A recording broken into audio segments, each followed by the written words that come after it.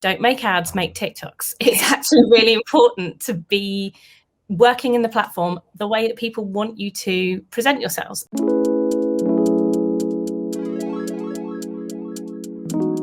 Hello everyone, welcome to another edition of Serious Social Live. Today I am joined by a lovely guest. I always love having someone to chat to on a Friday. Welcome Sophie. Hiya. Hello. Sophie is an account manager at IF, and she today is bringing us everything we need to know on TikTok. Well, maybe not everything, a lot of things we need to know on TikTok. So she's been looking it all up, revising, got lots of tips for everybody. So I hope you're looking forward to it. Grab a pen. We are going to be talking about some best practice advice for brands, because if you haven't figured it out, TikTok is massive and you need to decide whether you want to need to be on it as a brand. As of the beginning of July 2021, so this month, TikTok has had over 2.6 billion downloads worldwide and has about 700 million monthly users, including me and Sophie. But don't follow us. We also have an IF TikTok if you want to go and see our monthly roundups of our social snapshot or some people running about in dinosaur outfits. I'll leave you to go figure that out on your own. So obviously TikTok being so big, lots of brands want to figure out if they should be on it. And we need to look at the bigger picture when it comes to TikTok. They are just another social platform. Don't be super scared of it. But let's talk first, Soph, about content, because there's lots of different types of content that we can create on social, and TikTok's no exception. So do you want to talk us through some of the different types of content that might be relevant for brands to look at? Yeah, sure. So there are 5 main content areas that brands can really focus on. So there's challenges, storytelling, trends, education, and influencers. And each piece of style of content are great for different reasons. So to just quickly run through it. So challenges, these are usually started by creators with large followings or brands that kind of put a bit of paid ad spend behind it. They're usually accompanied by a hashtag, and they help with reach and a great way to fast track a brand's growth on the app. Then storytelling is this is great for brands or creators to get creative, grab attention, and maintain engagement with viewers as well. Not to mistake it to stories on Instagram. Storytelling is literally start, middle, and end, an actual story. Then we've got the trends. So jumping on a trending sound, dance, filter, topic, whatever it may be, that's usually accompanied by a hashtag, and they're easily found through discovery page or on the For You page. And again, help with reach, like the challenges. The education videos are extremely popular on TikTok, and they're usually watched in their entirety. So they're actually quite short, like 15 to 30 seconds, but it helps brands to get themselves across, dive deeper into an important topic, and also drive engagement. And then the last one, influencers, obviously, like everything, they allow brands to drive engagements and awareness in a short period of time, and they're great for both organic and paid. It's interesting, the education piece, because I know that there's a huge following of the hashtag learn on TikTok, which people don't think necessarily that you'd go to TikTok to figure out things, but a little bit like YouTube used to be back in the day. It's used really for people kind of looking up things, learning how to cook, learning how to clean. Clean talk is huge. So you can get loads of different tips and tricks, but also it can be really useful for education sector to get on board with as well. So okay, great. Obviously, each different type of content is going to work differently for brands. How about let's just look at some best practice tips generally that brands could take away about using TikTok. Yeah, so I would say first off, be personal, because personalization is key on TikTok, as it is with every other social platform as well, because audiences want to hear about your business. So adding depth into your videos can help your audience understand sort of who you are and what you stand for, and then your videos will reach the right audiences and receive greater engagement with that. And then, but on that as well, brands then need to experiment and explore the different styles of content, because sticking to just one style that only suits one audience can really limit your reach. So you need to kind of switch it up a bit as well. Then I would say clarity is also key on TikTok. So the app is so fast paced, it's important to be clear and concise. So brands should write clear captions so the audience know what to expect without giving away too much. And obviously you only have a really short caption, so it needs to be snappy. And then with that as well, make use of the different features available. So sort of like auto captions as well. And then the last one, I think, which is probably the most important, is to not force it. Because obviously it's so tempting to want to jump on like every trend, every sound. But if it's not right for your brand, it doesn't meet your values or your messaging, then it's best to just drop it and move on to the next piece. Yeah, definitely. That bit about being personal or switching it up to different topics is really challenging for brands because unless you didn't know, guys, the For You page is the algorithmic feed that you get on TikTok. And effectively, it works by continually showing you more content of the type of content that you've already watched. So if you watch a lot of cleaning videos, I don't do that, honestly. Sometimes you fall into sides of TikTok that you're not expecting. And if you watch a lot of cleaning videos by mistake, you get served more and more and more cleaning videos.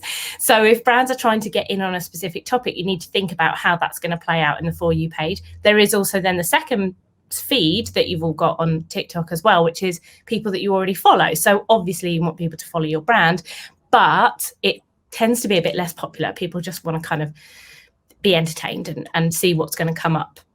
And yeah, the clarity thing is really key, isn't it? Keeping all of those captions really short. The character count is really small compared to most of the others because really they want you to communicate your message in the video rather than in the text underneath.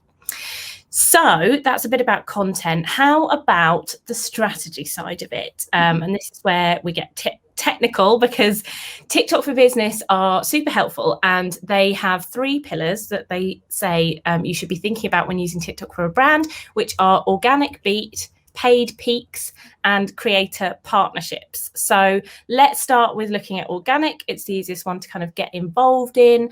What do you think businesses can achieve from an organic strategy? What will make them successful? Yeah, so organically, from the offset, creating a business account opens up more options for brands. So you get real-time metrics on content performance and audience insights. The limiting factor, obviously, is the restriction on sounds because of the licensing. But there's plenty of ways to kind of create engaging content on the platform. And it gives us marketers a way to sort of challenge ourselves and find something that can still jump on a certain trend without using that specific sound. Mm-hmm. So overall, the organic objective of TikTok really is to keep your audience engaged. So I would say there's kind of 3 steps to follow. First off, I would say maintain a steady stream of content to stay at the front of your mind of your audience and increase your known presence on the app. Obviously, like you said, if people click on the follower feed, then it will be easier to see that. Secondly, it's important to monitor the analytics available and just to discover who you're engaging with. This can then help to find out how they're reacting to your content, to improve your strategies and also drive future content ideas as well. And then finally, like all other platforms, community management is needed to build connections. So you need to interact with your audience by responding to comments, but also kind of have a look and discover other profiles and videos and like and engage with them to increase your awareness and hopefully your following as well. I have found that on some brand accounts, if you just go on the For You page, people that follow you, it flags it there. So it's always good to then kind of see who that audience is as well. And I think on the comments, like Instagram, links don't work. So if someone asks a question, respond to them there or make a video and respond to it that way. And I think that's probably the best way to sort of keep the conversations flowing as well. Yeah, that's quite a new feature, isn't it? Well, maybe a couple of months old, so not that new, but replying to a comment with a video is great because then if someone's asking a question or lots of people are asking the same question, you can address that in one video. Super simple. And then, yeah, like Instagram, I guess you want to think about having a link tree or some kind of holding for all of your links on your profile so that if you're trying to drive traffic in some way, then you can do it like that. Yeah. Great. And so with most strategies, we've just talked about organic, but social is pay to play. You can't always get the reach you want, especially if you've got a new product or a new brand, just by doing organic. So if we look at paid social, TikTok has a couple of different paid solutions. They have in-feed videos, which is what it says on the tin, branded hashtags challenge, which they will help you create, and they would also help you create things like branded takeovers. They have top view ads and also branded effects. Now, some of these are not cheap. They are premium options, and we're talking, you know, expensive premium options like you might see on Twitter for their sort of premium options, or YouTube for their header videos, that kind of thing. But auction is still an option. So don't feel like you're priced out. You can just play in the auction just like pretty much any other social platform. Obviously, we want to keep the content aligned between organic and paid. You can't just crack on and put loads of adverts out and no organic and expect that TikTok's going to work for you. I don't think. You want it to align with your marketing goals, right? Yeah, definitely. And due to the fast nature of the platform, your ads need to be compelling in order to receive the desired results. And compared to organic, I feel like they can be a little more challenging than always on content as well. Yeah, definitely. And TikTok themselves, if you haven't seen them, say, don't make ads, make TikToks. It's actually really important to be working in the platform the way that people want you to present yourselves, not with just kind of slapping an ad on, because most people don't like ads at all. Actually, they want them to be personalized, they want them to be interesting, and more often than not they want to be entertained, because that's what a lot of consumers are on social to do anyway.